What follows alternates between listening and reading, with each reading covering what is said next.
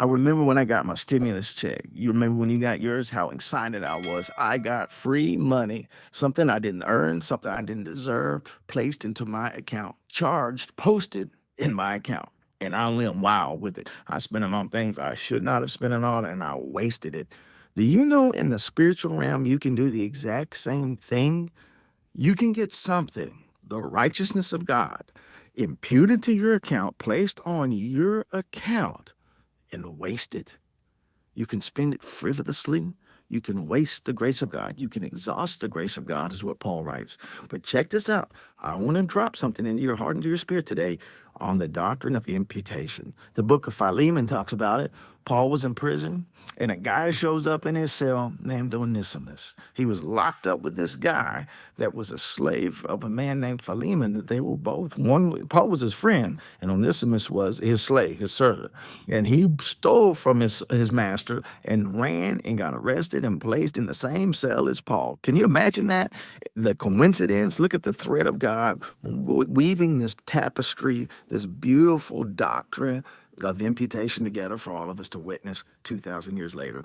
And look what Paul does. He writes Philemon and says this, look, I know Onesimus stole from you. I know that he did you wrong, but I want you to post on my account everything that he owes you. I will pay you in full. You got to check it out. It's in the book of Philemon.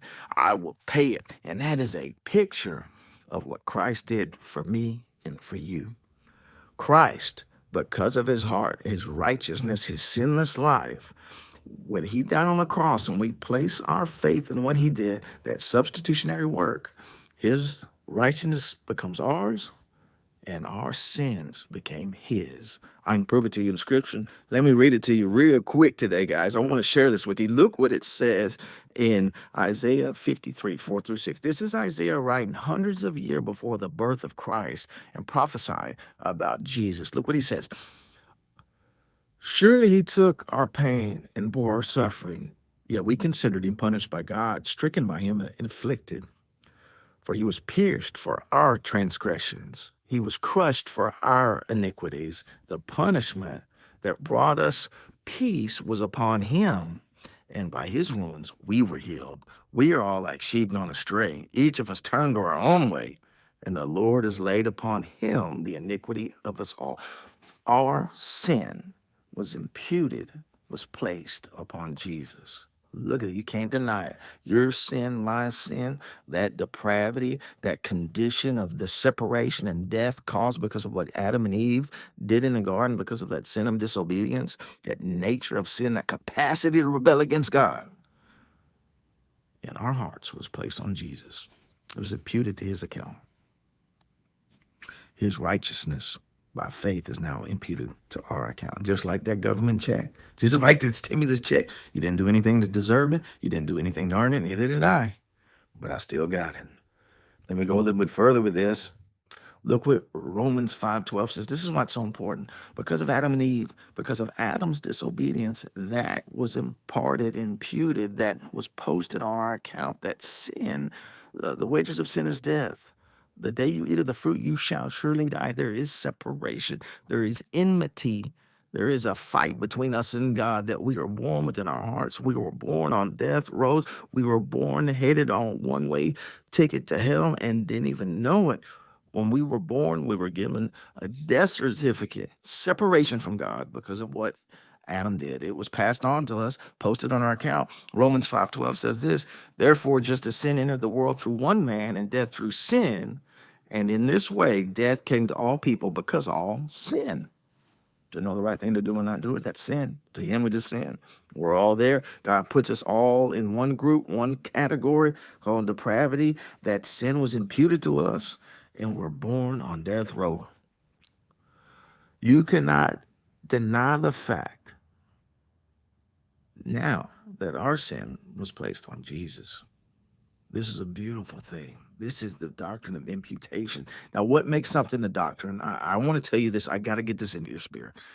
A doctrine is classified by four things. The best definition I've ever heard and what I was taught was this. Number one, it has to be talked about in the Old Testament, this concept.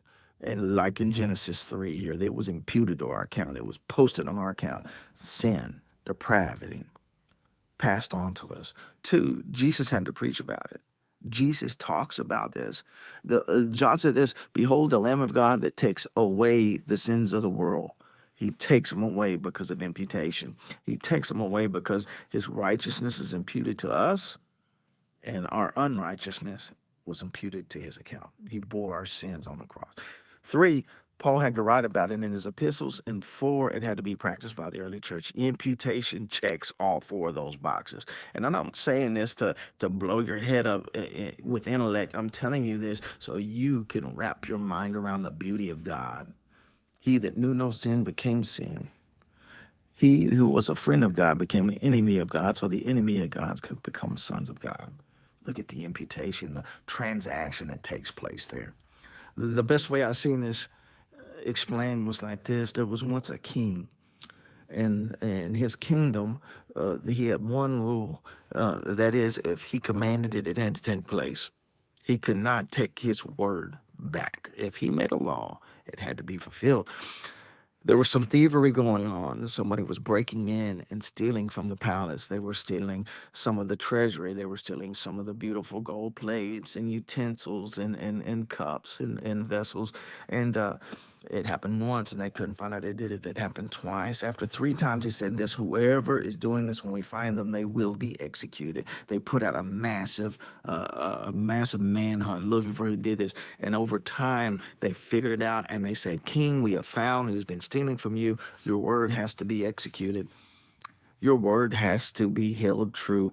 And he said, okay, thank you. I'm glad that this happened. And they said, well, we got to tell you something. The person that's doing this, you're not going to believe this. It's your own son, the prince. He's been stealing from you, and we can't change what you said. He has to be executed. The king sat there dejected and sad and hurt, and he had this look on his face of silence.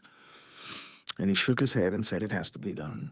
So on the day of the execution, what they would do is they would tie your arms around a post, and they would beat you with 40 lashes, knowing that 40 lashes would kill you. Incidentally, that's why Jesus got 40 lashes, 40 minus 1, because at 40, they figured your body would shut down and die. The Romans had perfected this form of execution and torture. So he goes out there, and his son is strapped to this pole. And the whole town, the whole province is there watching.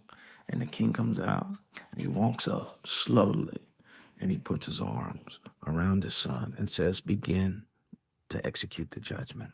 King, we can't swing a whip and beat your son and punish him and carry out the order without hitting you. And he shook his head and said, I know. I will take the punishment so that he can live. And they beat him.